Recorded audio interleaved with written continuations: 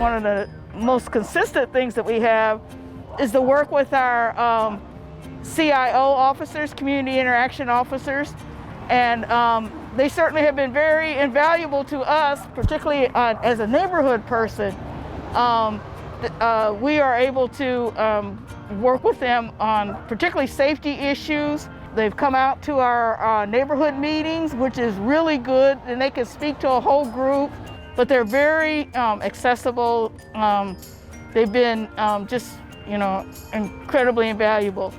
We work closely with PD in a lot of capacities, not just in the districts, but with the association. And you can think back to a time when we had a similar, they didn't call it a CIO then, but we had an officer who was really a conduit between the police and the community. Right, and right. It was not only them sharing information and tips and things like that, but it was the reverse. It was the community sharing through the police department who was disseminating that information to others.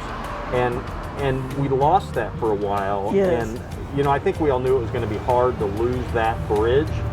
But when it was gone, it was like there was this deafening silence. You're talking about a large organization that's hard to navigate for the average person. Who do I call? Am I calling the right person? What type of information do they need? And they're like guides. They walk you through that process. They make the connections that would take forever for you to do on your own. And we know a lot of times when it's hard like that, people give up.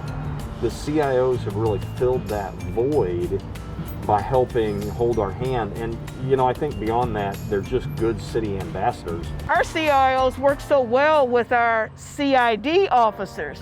It's good to hear that the officers talk to each other. The CID officers talk to the CIOs, and they are able to exchange information and everything. So that's just another layer of, I think, how our communities can work so well together.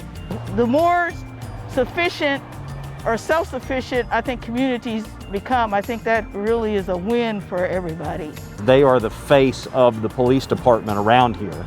The relationship that we have in great part is based on the relationship with the community interaction officers.